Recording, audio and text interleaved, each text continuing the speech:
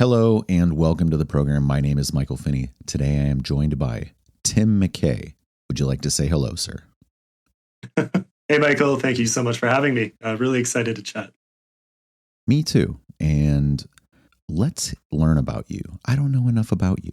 Tell us about, where you're from, things that got you into writing or anything along those lines. Anything you feel is important on a biographical level. Yeah, sure. Well, I'm from Ottawa, Canada. I think the very trimmed version of my story is that I've loved fantasy since a young age. Started reading, really diving in around 10 years old. But my life took some very different turns right around that time that ultimately culminated in me becoming a pastor. So that was the next 13 years of my life, starting at age 10, all the way to Bible college, and then brief ministry, roughly 2.5 years total in different ministry positions. About a year in Montreal, Canada, which I miss the place. I miss a lot of the people. That was a very fun time in my life, but ultimately decided that wasn't for me. And yeah, so that was a big life-changing decision. I think for the best. It's been an adventure since leaving. Still a lot of friends from that life and that world. But yeah, life took me on some very interesting hurdles from that point. I studied history, so I went back to university, studied history, and that led me on a trajectory towards government work. So I did a master's in public policy and admin. It was about half economics, half poli-sci. And I realized about a year into government work that I really hated that. So there was another career change, right on the back of the first one. So a lot of experimenting in my early life. But it landed me in writing because I was studying economics. And from economics, I was studying marketing. And then from marketing, I found a love for what we can do with the written word, not just to convince people to buy, but to create experiences for people. And that rekindled my love for things like fantasy. So I started reading again in volumes I hadn't done in years, and just fell in love with these stories again, and started experimenting with my own. Took what should have been a 2-year college program to continue honing my craft, and that's when I finally got the guts to maybe do something myself and put it out there and see what people thought. So that was about 3 years ago now, and I've been going steady ever since. That's the heart of it. I also do editing work, so that's a big thing. I started editing all the way back in university for academic journals, and caught a love for that there. So I carried it forward, and about a year into being a self-published author, I started doing free chapter edits for friends, and then started offering that to other authors on places like Twitter. And that slowly branched out because a few people said, "Can I hire you?" And so I just here and there started doing freelance editing for my peers, and it's kind of exploded from there. Now it is actually my main source of income, which is wild. If you had asked me 10 years ago if I would be where I am right now, writing and editing and audiobook narrating, essentially for a living. Anyways, yeah, life is very fun and full of twists you don't see coming. So that's me. Incredibly interesting, incredibly tumultuous. Yeah. Didn't know a lot of that, realistically. We're kind of new friends, in the grand scheme of things. I think we've connected primarily through the based book sale, which is, still a relatively new thing to me. Yeah. But at the same time, fiction is a new thing to me. I've only been doing it for a couple of years, and still finding my way through it. But we do have some shared trajectory in writing and doing audiobooks and things like that for ourselves and for audiences. I do like that. What compelled you to get into the audiobook side of what you're doing? I think that came almost exclusively from demand. I've listened to plenty of podcasts in my time, but not as many audiobooks, not until the last few years. And part of that stemmed from just so many people saying, "Hey, is your book on audiobook?" And realizing there's a huge demand for that. I think more, it seems that it's a market that's growing almost exponentially. That's what I've heard. That's what I've seen, and I experienced it firsthand when I finally bit the bullet. And that was its own story, and we can get into that. But when I finally put out my first audiobook, the sales blew me away just immediately. Day one, almost like relaunching the book, just to an extent I didn't expect at all. And that's been pretty much steady. It comes with a lot of hurdles, and it's a brand new learning curve. So I'm constantly trying to improve and make the next one better than the last, and upgrade my software and my editing skills and everything that comes with it. But yeah, it came very much out of demand, and on my part, just a desire to keep experimenting with new skills. That's part of my favorite thing about being an independent author is you explore, you learn new things, not just about writing, but about adjacent skill sets that make you more rounded. So something like being a narrator now, it adds so much to I find I write differently in order to accommodate the audiobooks I know I'll be recording now in the future. Absolutely. I have kind of discovered a little bit of the same thing just by the nature of not only knowing, kind of seeing through the written word to the audio side of things, but also I do audio dramas where I'll do kind of soundscaping and music and stuff like that. And I find myself not necessarily writing to create those sorts of moments, but realizing while I'm writing that it enables those sorts of sonic moments, that soundscaping and knowing that there's opportunities to kind of build out the experience that way. There was something else you had mentioned earlier in terms of coming back to heavily reading after spending some time away from it. I've had similar experiences like that, not only with reading, but also with music, which I have done heavily or neglected through different periods of my life. But, for you, who are the readers that drew you back? Who are the writers that drew you back in? The books that drew you back in? Maybe influences or anything along those lines? I never fully stopped, but it did dramatically decrease for years. So I think for the longest time, at most, I was occasionally, rereading Lord of the Rings, and another one that I it took me 2 or 3 tries to finally get through the whole series because it's long. But the Patrick O'Brien Master and Commander series, or the Aubrey Maturin books, if you know those. I love historical fiction like that, so that was always a big influence. But when I finally dove headfirst back in, it started with, I want to say, Count of Monte Cristo, which is an absolute favorite of mine. And off of that, I read the unabridged version of Les Mis by Victor Hugo. So a lot of those old classics were kind of my grounding. So I guess I liked the challenge and the richness. The Name of the Rose by Umberto Eco, things like that for a while. And then, oddly enough, at the same time, I would read one of those, and then I would dive into a techno thriller like Michael Crichton or James Rollins would be another. He has a really fun adventure-y spy-like series, but it always has some sort of sci-fi or history twist to it. Very action heavy, but very fun. So things like that. A big range. The occasional horror book, but yeah. And then some friends recommended things like Wheel of Time, which I bit the bullet on and blasted through the entire series in just a few months. So that's the most I've ever read in a short period. Yeah, those are some doorstops.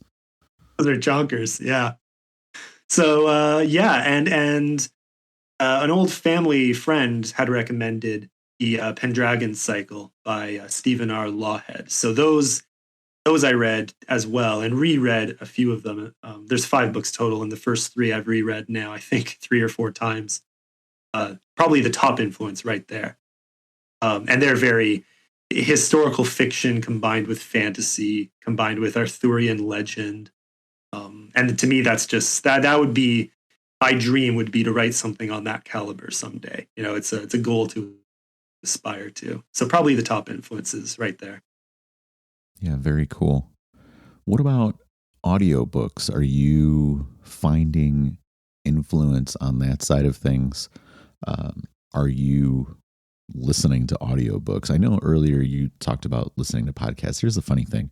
I don't listen to podcasts really at all, but I do listen to audiobooks very heavily.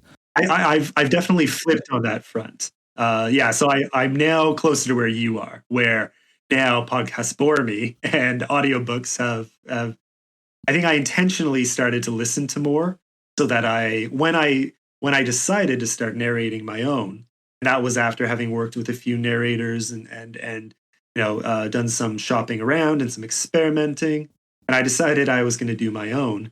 So I realized I need to know more about what my readers, what my listeners are going to be expecting, and find a balance between those expectations and my own skill sets, and slowly keep improving, like I said earlier. But yeah, so to me, it started with, it's essential that I listen to these. So I started listening to tons of audiobooks, and now I just do it for fun.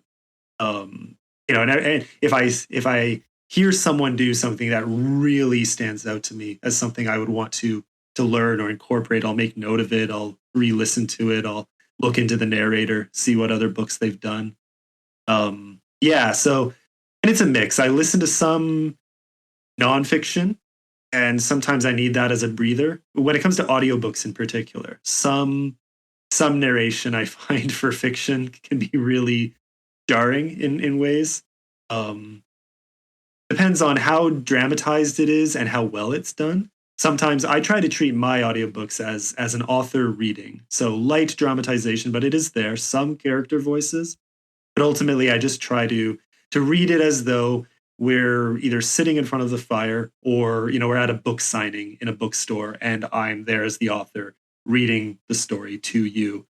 That's for now, that's where I'm at. Again, as my skills improve, I want to do more with these audiobooks and add more effects and so on. But yeah, again, for now it's all about learning. So I listen, about half and half for fun and half to learn. And again, it's still not my favorite medium, I have to admit, which makes me I'm falling in love with doing them myself. But yeah, getting into them as a medium, it's been a slow climb, but it has replaced podcasts, so that says something at least. Absolutely. Yeah. One of my favorite narrators recently is Tom Steck-Schulte. He does some great work for a handful of Cormac McCarthy titles. I don't know if you're a fan of him at all, but that's, if you are or aren't, maybe go dig up Tom in other releases. But what he does is fantastic narration, but also excellent voice acting. And I don't do a lot of that. I sort of come around to it a little bit here and there, more when I'm doing covers than my own material. But the trade-off there is I don't hear a lot of really deep audio drama stuff. The density of production on that side, I think that there's more leaning on the kind of multi-voiced production than the soundscaping side of that, which to me, I don't know how long you've been doing audio, but I've kind of been around audio for a long time. So editing reading is not a great love for me, but producing these sort of textural experiences in audio, I do really enjoy that. See, that would be one of the things to aspire to for me, where I've kept things very simple for now, but a full production, And I don't mean, like you said, that's not about just a bunch of character voices, but the actual effects and background and scene breaks with, sound effects and so on. Yeah, like that would be fun. Almost a cinematic experience, created, in audio. And I've heard some audiobooks do that and love them. So that would be a whole other learning curve for me, which again I'm open to because I love, exploring these new skills. But that's the sort of thing I have a feeling I'd probably need help with. That's where I probably would start hiring out and getting feedback and getting more hands on deck. The budget constraints there might be more a factor than anything. I think you could handle it. I think that, if you've been doing single voice production, then the issue really kind of goes from thinking in a linear way to thinking in a stereophonic way. That, at least for me, I mean, there's a few productions I've done over the course of the last year or so where, man, there's just so much happening inside of those productions to where there might be 100 plus. And, again, I'm not doing novels. I'm doing kind of shorter material, short stories and stuff like that. So it lends itself to deeper production on that side. Whereas if you're doing an entire novel, man, that would be potentially exhausting. Just how much time it would take. Yeah, that's a lot of work. Yeah. Well, I've been stretching myself with short, or I say stretching, ironically. I've been doing more shorter books lately. Like I did one novella and then one short novel. Well, slightly over a short novel length. So, just over 200 pages. And yeah, so that makes it easier because I did both of those audiobooks as well, and much, much easier to do and a much shorter editing process. Whereas when you're doing an audiobook for a 540 page book, that adds up to, I think that was for my first book. When I did that audiobook, it came out to about 17 hours. Yeah. And I'm currently redoing it, and that's coming out to about 20. So wait, why? That's a lot of work. How come it is becoming a longer release? I think, honestly, I'm not even trying to slow down while doing it, which makes it funny to look back on when I started doing these, because it was the very first audiobook I ever recorded. And so at the time, I thought I was going slow-ish. I was intentionally slowing myself down, but clearly not enough. I think it's just a different focus as I'm reading. I'm trying to add more emphasis and more dramatization, and that just naturally lends itself to a slower pace. And it's also I've gotten more confident and comfortable with my own voice, and also with my equipment and with my editing skills, which matters because if you're trying to do everything, I'll put it this way: if you're trying to do long stretches in as few takes as possible, which when I started, I think was my attitude, no matter what, that lends itself to a very rushed performance. And I think that's what kept happening. So, especially if there's nothing worse than reaching the end of a 15 to 20 minute chapter and losing your voice about a minute away from being done, which that was a problem. So I think that made me want to rush more so that I could get everything in, edit after. But because nothing's worse than a final chunk of the chapter sounding completely different than the first 3/4 or so. Yeah, so this time I just have none of those problems. I've learned some tricks to keep my voice. I have better equipment. I have better editing, so I'm not worried about multiple takes. If anything, I'm leaning on many takes and getting it right. Yeah, so I think a lot of it is just skill. I think with skill has come a slower performance, and that means that, I mean, again, it's a 540 page book, so there's 87 chapters, including the prologue, and at minimum, I've now added 45 seconds to every single chapter I've done. And the longer ones, it's been more like 1.5 to 2 minutes. So that adds up very quickly. Yeah, 3 hours cumulative ad is that's considerable. I definitely have noticed the same sort of thing though when I go back and listen to some of the earlier releases that I made that I was reading. If not even reading faster, my editing was making things a little too tight and not necessarily giving as much space between lines and things like that. But also what you're speaking to in the more recent times is also, I find that I will record a line a handful of times and worry about selecting in editing and choosing which one I want. Or sometimes you don't even notice that you're making an error when you're reading, and just having multiple things to cut and paste around to create the take you want is useful as well. Yep, big time. So the Fall of Selvandria is the audiobook that you're redoing, and that is coming out around the time that this podcast is coming out, I would assume somewhere in December. Yeah. So again, where I am right now is still finishing recording. As of this morning, actually, I'm 66 chapters in.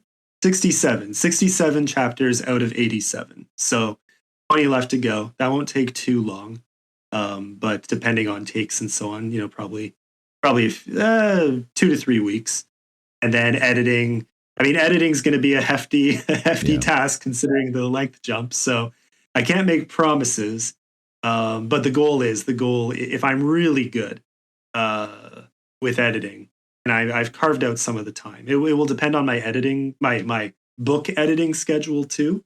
But I really hope to have it done by mid to late December. So if I'm good, it'll release in December, pending ACX review. Sometimes that'll push it as far as 2 weeks out though, so it could be early January.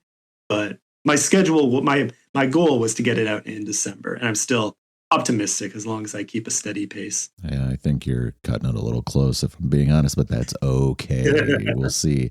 I find that the editing side takes more than the recording side, personally, Oh, it does. The reason for me it takes less when you hear about the timeline is because recording, I'm constrained by both what I know my voice can do in a day, or what I can manage, and I'm constrained by time of day in terms of, even with the soundproofing I have for my office and for my equipment. I'm constrained by when I know things are going to be loud around here versus quiet. Whereas with editing, for the most part, I can do that any time of the day. Absolutely. So I can push myself late into the night if I want, and that's usually what I do. Is I go full tilt on getting the editing done as efficiently as I can. I can tell you, after doing in even short stuff this year, I've put out an audiobook once a month through 2025. Some of them are repackaging of older stuff. Some of them are finishing off things I had started almost 2 years ago. Others are brand new, fresh stuff. But I'm sick of editing audio at this point. I'm ready to be thinking about other stuff. And that's not to say that I'm not going to do audiobooks or podcasting. I 100% am going to continue doing that. It's just that the schedule, threatening myself with one audiobook a month, I'll never do that again. That is just been, it's kept me away from so many other things that I want to do, which is fine. Yeah. I committed myself, and I'm very close to home base on that. But man, it has, I didn't like editing before, editing audio. I mean, these single reads, and it has just cemented my disinterest in the task in general. It's how it goes. I feel your pain. I think probably after the second one, I was really burnt out from editing. And yeah, I anticipate that's going to come again this time around. Yeah. But I'll say this is what it is good for me is there are elements of that task that I find free up brain space in other areas. Yeah. It's a nice break from my editing work and even just my writing. So I find when I'm knee deep in audio editing, it's a really nice uh, cushioning, or it's a really nice break where I can do more of my creative thinking on the side. Mm. So for whatever reason, a lot of my plotting and outlining for future books happens while I'm editing audio. Mm. Like not at the same time, not literally second per second at the Right. same time, but I find my imagination will start to play with those ideas and I'll start writing them down on the side, go back to editing for another 5 to 10 minutes of a segment, go back to plotting. It's just a nice rhythm I get into. And then I find it's that much easier to dive into the next book that I'm writing. So that I only started really doing that this last time while I was editing the audio for The Father of Shadow and Death, my most recent book. And it's great because now I'm diving back into the sequel I'm working on to The Fall of Sylvandria. And it's a sequel that's been very challenging to write. And so that cushioning period has really brought back my love for the story, and it's made it such an easier task. I was really worried getting back into it, to be honest. That's a whole other conversation just about writing and taking breaks from a draft you're working on and the editing process and writer's block and all that jazz. But I feel as if all those issues I was having have just evaporated. Ironically, from the I think the tediousness of editing audio makes you really value the the creative experiences you have elsewhere. This is an interesting thing that you say. In terms of thinking about the future of a series or a sequel to a book and editing audio, allowing you to explore those ideas, I think that process of not only like reading the book for recording, but then editing that audio just allows you to be immersed in the characters and the world and the plot and everything. And it begins to stimulate the little gray cells into making new stuff that you're able to kind of pull down and put onto the page for your future work. Yeah, 100. Here's another interesting thing as well for your process. I'm not probably as strong an editor as you are. I would bet on it. But what I have found is that I will record the audiobook as an editorial proofing step. Yes. Prior to releasing the actual like paperback or ebook or whatever. Yeah. If I was good, just the way things have gone the last two times, if I was good, I would edit the audio as well before publishing. But I'm right there with you. Now I consider it part of my editing process for my own books. I make sure I have recorded the entire audiobook before I go anywhere near hitting publish. Because, yeah, like you said, it very much counts as an extra layer of editing. You will catch things you didn't see or hear before. It sounds back to you and you realize, okay, that does not come out right.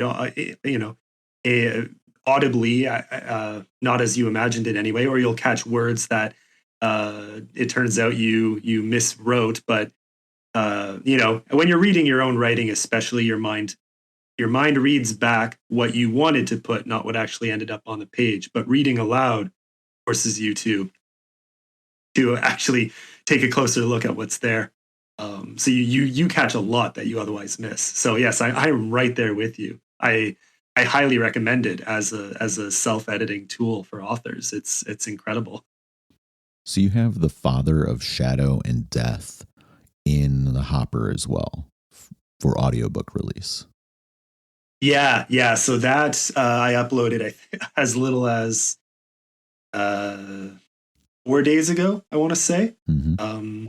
Yeah, so it's currently under review. They usually say 5 to 10 business days for it to get released. I had one. I think the first version of the Fall of Sylvandria came out almost instantly after I put it under review with Wow. ACX. It was a shocker. Yeah. The irony is that then I did a little novella, Skyfold, and that took more than 10 business days for them to approve, and it was frankly better. It had no issues. They just took their time. It was really dumb. Thanks. Yeah. So no, it should it could that's the thing with self-publishing and doing your own audiobooks. The the only annoying element of that is that you have no idea when it's going to go live once you submit it to Amazon, to ACX. Right. So it could come out tomorrow, it could come out in a week. I do not know. My guess is with US Thanksgiving this week that you're probably not going to get approved. But That's fair. So who next knows? week, yeah. Yeah. If we're lucky. Let's talk about the future. Let's think about 2026. What can we expect from you? What do you have slated? What are you thinking about? Well, the big thing right now, this has me very excited. Most people who've been following me around online have seen, my original illustrated cover for the Fall of Sylvandria, which was done by Joe Urqueza. And he's just fantastic to work with. I have so much fun with him. He's always extremely quick, extremely accommodating, very fairly priced. So it's just been a great experience all around. So I got him to do internal black and white illustrations as well. Anyways, I just, I want to say 2 days ago, placed the down payment for the next illustration for book 2.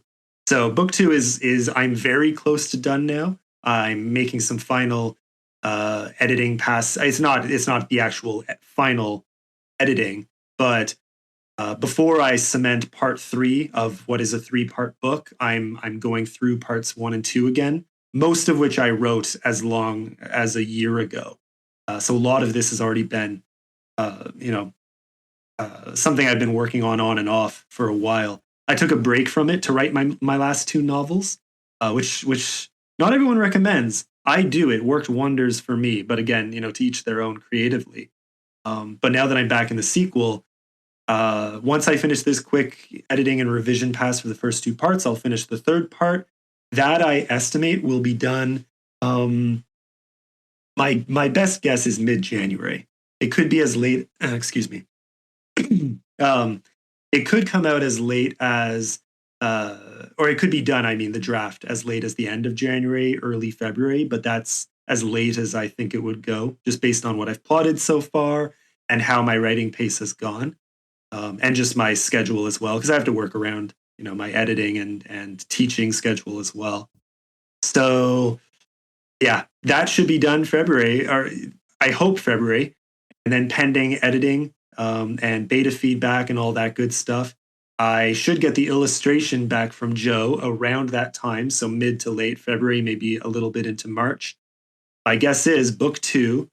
So what is the working title right now is The Light of Mazara.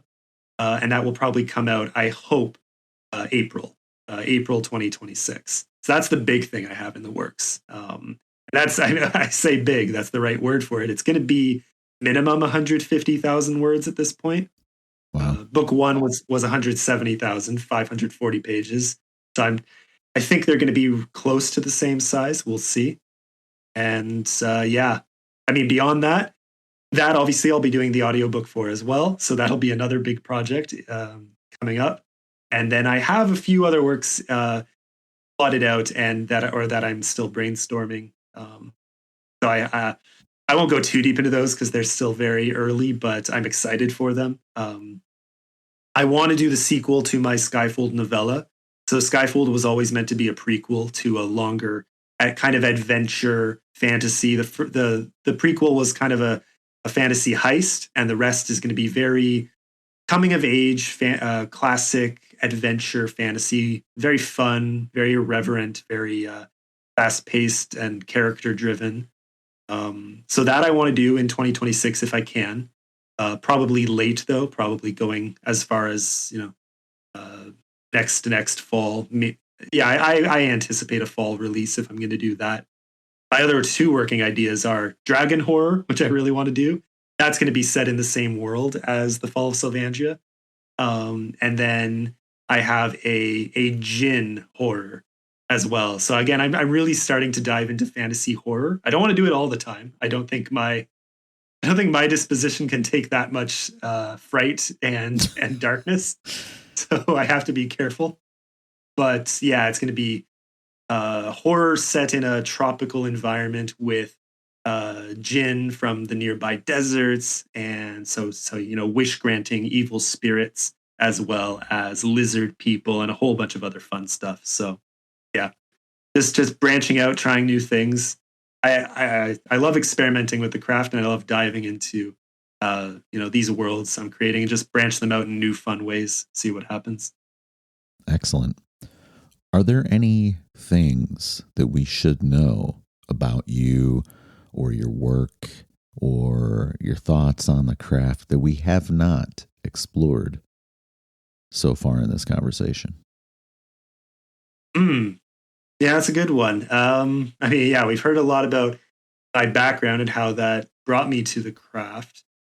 I think I think because of that, just from conversations I've had with people about the creative process and author mentalities, I made a joke about this on X, Twitter, whatever you want to call it, a while back. I want to call it Twitter Twitter, yeah, it's just always going to be Twitter to me, like forever.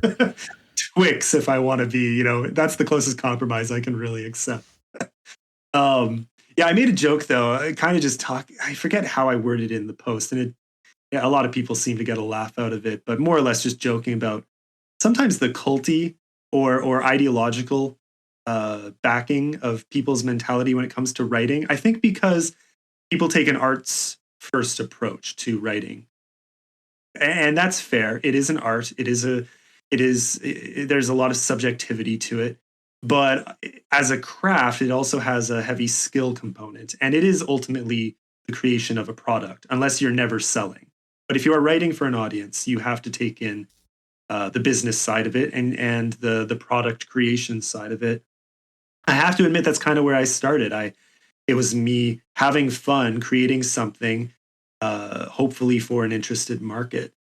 And what that means in my creative process is that I'm experimenting, I'm taking feedback into account, including review feedback, not just beta reader feedback, not just feedback from other authors. Those are essential, but they don't always give you a complete picture of how real public readers will respond to your work. So you grow as you go.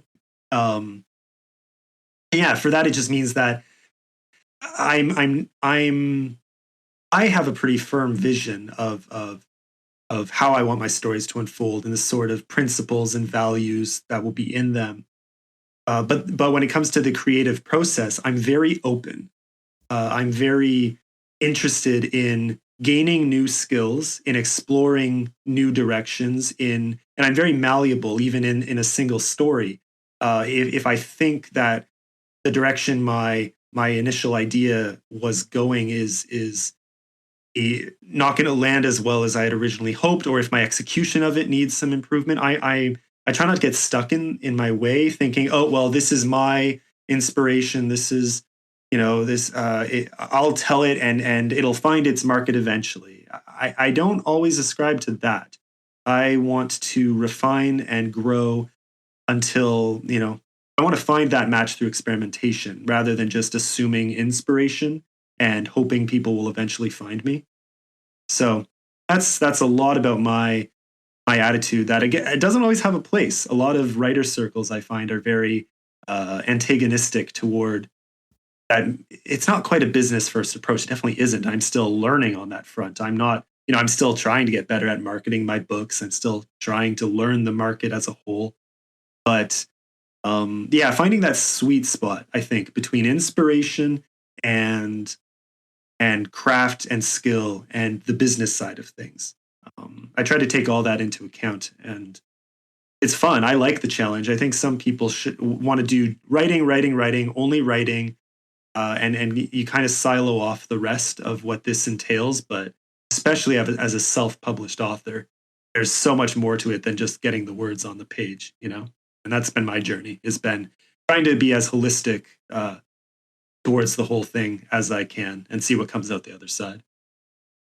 Fantastic. Tim, great conversation. Pleasure to learn about you and find sort of our where we are walking the same path at times. Very interesting. I thank you.